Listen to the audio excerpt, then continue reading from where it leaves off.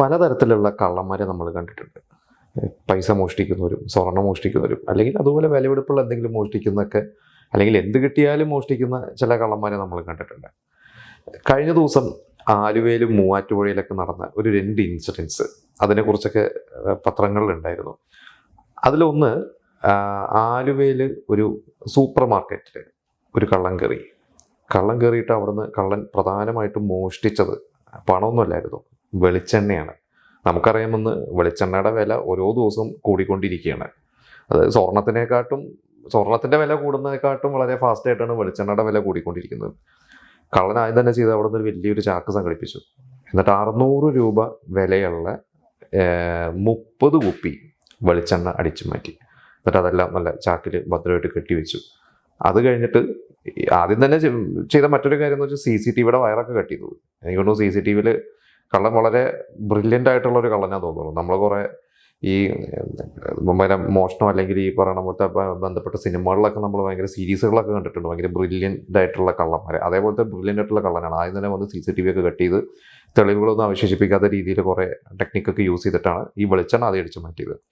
അത് കഴിഞ്ഞിട്ട് അവിടുന്ന് ഒരു പെട്ടി നിറയെ ആപ്പിള്, അതുപോലെ തന്നെ എത്രയോ പാക്കറ്റ് പാല്, ഇതൊക്കെയാണ്. അതായത് ഒരു സൂപ്പർ മാർക്കറ്റിൽ കയറി അവിടെ ഏറ്റവും വിലയുള്ള കൊണ്ടുപോകാൻ പറ്റിയ ആവശ്യമുള്ള സാധനങ്ങളെല്ലാം നൈസായിട്ട് അടിച്ചു മാറ്റിയിട്ടാണ് കള്ളൻ കൊണ്ടുപോയത്. ഇത് നമ്മുടെ ആലുവയിൽ തന്നെയാണ് നടന്നിരിക്കുന്നത്. അതായത് ആലുവയിൽ എനിക്ക് തോന്നുന്നു വളരെ തിരക്കേറിയ ഒരു സ്ഥലം തന്നെയാണ്. രാത്രിയാണ് നടന്നിട്ടില്ലെങ്കിലും ബുദ്ധിപരം എങ്ങനെ ഞാൻ ആലോചിക്കുന്നത്, എങ്ങനെയാണ് കള്ളൻ ഇത്രയും സാധനങ്ങൾ എന്നിട്ട് അവിടെ നിന്ന് ചാടിച്ചിട്ട് കൊണ്ടുപോയെന്ന് ഞാൻ ആലോചിക്കുന്നുണ്ട്. കള്ളനെ തന്നെ നേരിട്ട് കണ്ടാൽ തന്നെ അതൊക്കെ പറയാൻ പറ്റുള്ളൂ. ഇത് ആലുവയിൽ നടന്നൊരു ഇൻസിഡൻറ്റ്. ഇനി മൂവാറ്റുപുഴയിൽ നടന്ന മറ്റൊരു ഇൻസിഡൻറ്റ് എന്താണെന്ന് വെച്ചാൽ, ഒരു കള്ളൻ സൈക്കിളിലാണ് മോഷ്ടിക്കാൻ വന്നത്. കള്ളൻ സൈക്കിളിൽ രാത്രി മോഷ്ടിക്കാൻ വേണ്ടി ഒരു വീട്ടിൽ വന്നു. വീട്ടിൽ ചാടി കിടന്നിട്ട് അവിടുത്തെ ബൈക്ക് നൈസായിട്ട് അടിച്ചെടുത്തുകൊണ്ട് പോയി. എന്നിട്ട് എന്ത് ചെയ്തു, ഈ സൈക്കിളോട് വെച്ചു. എനിക്ക് തോന്നുന്നു എൻ്റെ ഒരു കൂടെ ഒരു കത്തും കൂടി വെച്ചിട്ടുണ്ടോ എന്നൊരു സംശയമുണ്ട്. അതായത് ഞാൻ ബൈക്ക് കൊണ്ടുവന്നു, നിങ്ങൾക്ക് വേണമെങ്കിൽ സൈക്കിൾ എടുക്കാം എന്ന് പറഞ്ഞിട്ട്. അപ്പം രാവിലെ ഉറക്കമൊക്കെ കഴിഞ്ഞിട്ട് വീട്ടുകാരെ എഴുന്നേറ്റ് നോക്കിയപ്പോൾ ബൈക്ക് കാണാനില്ല, പകരം ഒരു അടിപൊളി സൈക്കിൾ അവിടെ ഇരിക്കുന്നു. അങ്ങനെ അതിൻ്റെ കൂടെ ഒരു കത്തും ഉണ്ടെന്ന് തോന്നുന്നു. നമ്മളിതിന് മുമ്പ് 1-2 സിനിമകളിലൊക്കെ ഇതുപോലത്തെ രസകരമായിട്ടുള്ള ചില, എനിക്കൊന്ന് ജഗദീഷ് ശ്രീകുമാറൊക്കെ അത് വേറെ തരത്തിലാണ് നമ്മൾ കണ്ടിരിക്കുന്ന. ഒരു കള്ളൻ പെട്ടെന്ന് ഓർമ്മ വരുമ്പോൾ കിണ്ണംകെട്ട കള്ളൻ എന്ന് പറയുന്ന ഒരു സിനിമയിലൊക്കെ നമ്മൾ കണ്ടിട്ടുണ്ട്.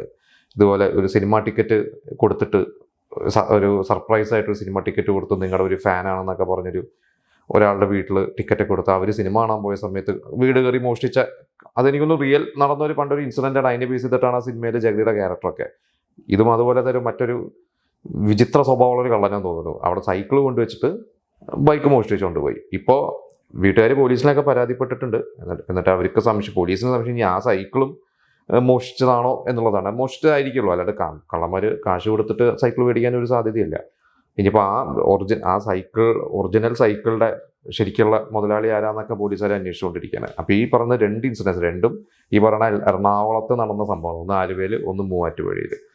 അപ്പോൾ ഈ പലതരത്തിലുള്ള കള്ളന്മാരിൽ വളരെ വിചിത്രമായിട്ടുള്ള സ്വഭാവങ്ങൾ നമുക്ക് കേൾക്കുമ്പോൾ വളരെ കൗതുകരമായിട്ടുള്ള സ്വഭാവമുള്ള 2 കള്ളന്മാരെ കുറിച്ചാണ്. അപ്പോൾ എന്തായാലും ഇതുപോലത്തെ കൗതുകരമായ ചില വാർത്തകളായിട്ട് നമുക്കിനി വീണ്ടും കാണാം.